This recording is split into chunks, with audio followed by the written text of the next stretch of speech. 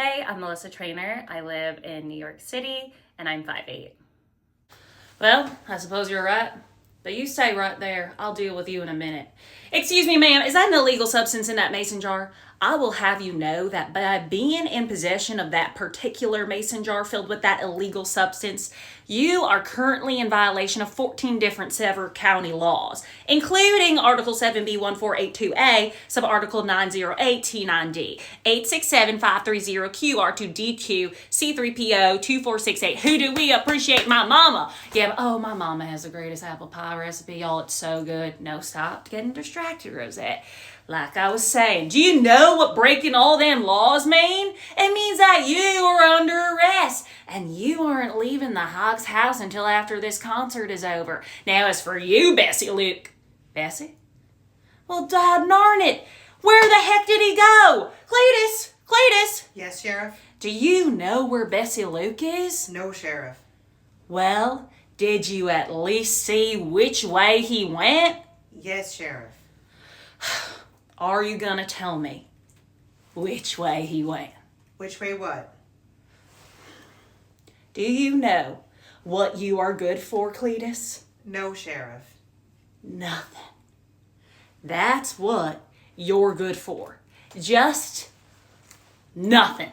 So I figured this is a bad time to ask for a raise. A raise. You want a raise. You can't even help me apprehend the dad blame Lukes, but you want a raise. Tell you what, I'll give you that raise as soon as you stop sitting around, eating your dinner on the job, and you start catching me some Lukes. A raise, you gotta be kidding me. You're not even in uniform tonight, Cletus. The hat doesn't cover everything. Okay, Cletus, here's what we're gonna do. Next time you see the Lukes, I want you put your hands in the air and wave them around and shout, I got them Lukes! I got them Lukes! I want you to do all this. Oh, hey, boss. I didn't know you were going to get to the concert this early. If I'd known, I'd have been more than happy to drive you over. Duke, what are we going to do? We can't let Uncle Bessie do this. You don't think he would even be considering this if Bo was still here running the shine with you instead of me, do ya? Now, Lily, I don't think it has anything to do with it. I mean, it was Bo's decision to leave the family business and go to work singing and dancing in Dollywood. Uncle Bessie knows that Bo left us when we needed him the most. If that wasn't for you stepping up, Rosette would have busted a long time ago. Well, you can't hardly blame Bo for leaving.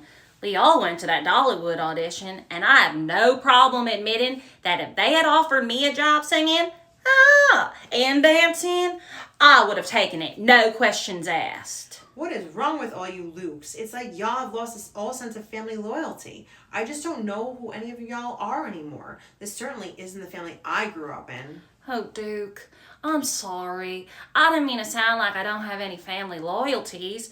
I was just so blinded by the glamorous life of the performer, the lights, the costumes, the bedazzlements, the overuse of Botox. It's just all so exciting. Stop it. Your face will get stuck like that. Can we please just figure out what to do about Uncle Bessie? Well, I think I have an idea. Well, I hope it's better than the time you decided to take Merle the squirrel to Sunday school. Well, I thought he needed some Jesus. He was acting all kinds of nuts. Just hush and listen to my idea. If we find Mr. Weiser before Uncle Bessie, we could tell him that our uncle has had a change of heart and has decided that he just can't part with the family recipe. I bet Mr. Weiser would get so mad that he came here for no good reason that he would just up and leave. And with Mr. Weiser gone, Uncle Bessie then has no one to sell the recipe to, meaning he has to sell the recipe to us. And I can get that industrial strength hairdryer I've been eyeing for so long. You know, Lily, I think that this plan might work. Well, of course it will work. I'm like a Disney villain. I can come up with diabolical schemes and look fantastic while doing it. What in the world was that? It was my evil laugh. Every good villain has one. You sound possessed to me. They're gonna take my car? No, that's repossessed. They're gonna take it twice? No. Now listen, Lily. We should probably split up and try to find this Mr. Weiser before Uncle Bessie does. Okay, Duke. You check the parking lot, and I will check in here. After all, I've been here all day, and I know the faces. I can recognize any new ones that show up and look at a place. That sounds good. If you have any problems, just raise me on the CB radio. Ooh, my cheek is tingling. I got a text from Bo. Budweiser is kind of funny looking and always wears a straw hat. Excuse me, sir. Would you be Mr. Budweiser? Hey, Lily, why don't you introduce me to your friend? Oh, he is no friend of mine, Uncle Bessie. I was just trying to refill his drink. So that is a sloppy Joe on the rocks. Hold the sloppy. That was really hear from Lisa. My dearest Michael, on this day of our betrothal, I have written down a few thoughts to express my deepest love for you. Until I met you, Michael, I didn't know what love was. Oh yes, there were many times I thought I was in love. Many, many, many times. There was Tony Jenkinson in the first grade. He had the coolest bike and his family had a pool. Then there was this Larry Lovegood, my date to the senior prom. And let me tell you, he did not live up to his name. And then there was that ride operator from the Sevier County Fair. He was real nice until I found out he had warrants out for his arrest. Then there was Dale. I loved him, but his kids and wife, they didn't love me. And then there was the dancer the girls hired for the bachelorette party. He had the best pair of eyes, but that was probably just the tequila. But you, dear Michael, you have shown me what love really is. That was lovely, Lisa. And now, Michael, will you share with us? Michael? Michael, you did write your vows, didn't you? Sure.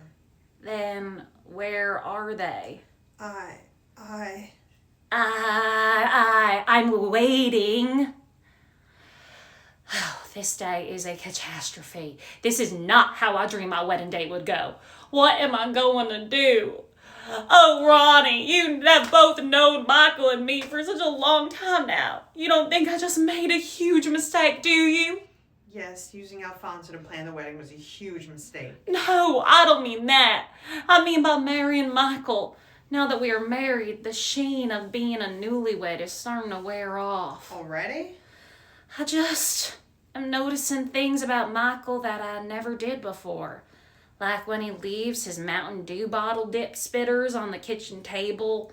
The other day I picked it up thinking that it was sweet tea. It wasn't. Or the way he looks at my best friend sometimes.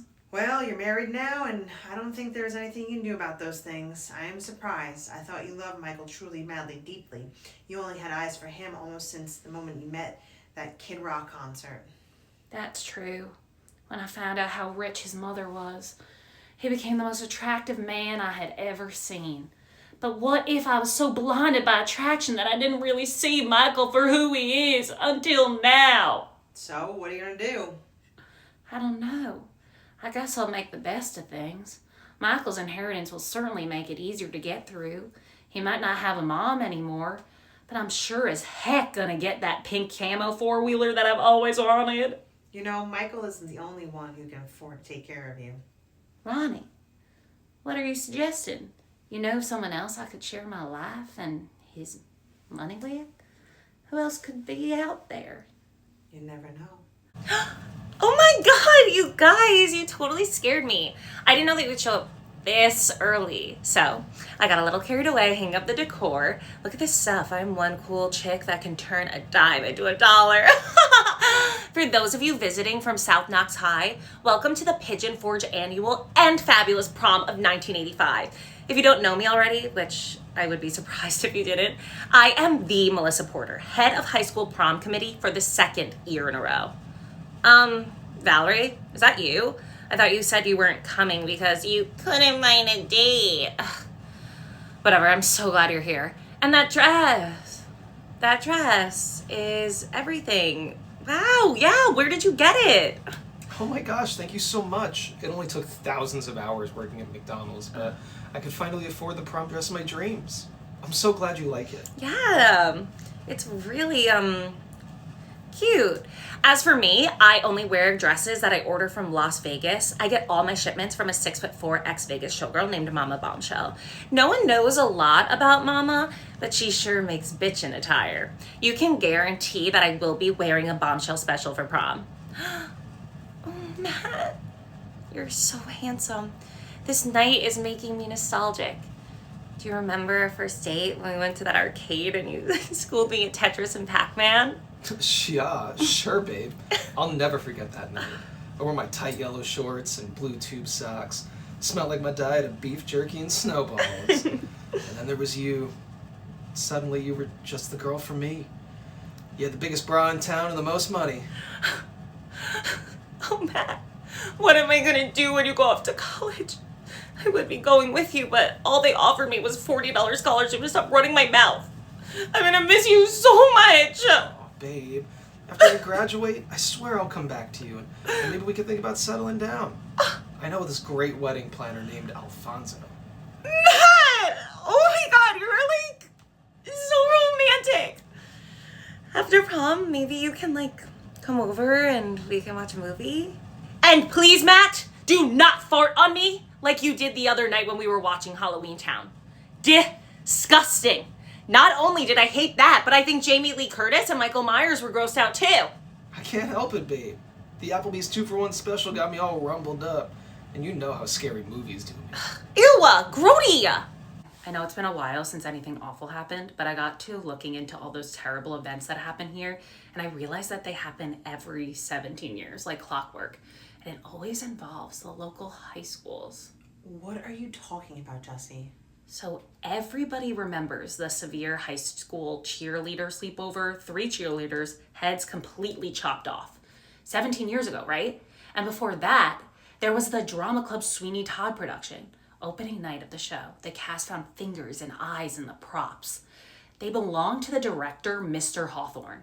And worst of all, when Gatlinburg High's football team got wiped out by strangulation, the killer used their post-game jock straps, exceptionally stanky, and epically gruesome. Grody to the max, Jesse. Melissa, I think we are the next high school in line. Also, it's been exactly 17 years since the last incident. The killer could strike at any time.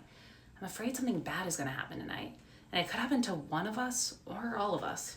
Jesse, you're overreacting. Stop trying to ruin prom for us. Besides, you won't be here, will you? You don't have a date for tonight. I'm warning you, Melissa. Watch your back. I know it's been a while since anything awful happened, but I got into looking at all those terrible events that happened here, and I realized that they happen every 17 years. Like clockwork, and it always involves the local high schools. What are you even talking about, Jesse? So, everybody remembers Severe Height cheer sleepover. 3 cheerleaders, heads completely chopped off. 17 years ago, right? And before that, there was the drama club Sweeney Todd production. Opening night of the show, the cast found fingers and eyes in the prop pies. They belonged to the director, Mr. Hawthorne. And worst of all, when Gatlinburg High's football team got wiped out by strangulation, the killer used their post-game jock straps, exceptionally stanky and especially gruesome. Grody to the max, Jesse. Melissa, I think we're the next high school in line. Also, it's been exactly 17 years since the last incident. The killer could strike at any time. I'm afraid something bad is going to happen tonight, and it could happen to one or all of us. Jesse, you're overreacting. Stop trying to ruin prom for us. Besides, you won't even be here, will you? You don't have a date for tonight. I'm warning you, Melissa. Watch your back tonight.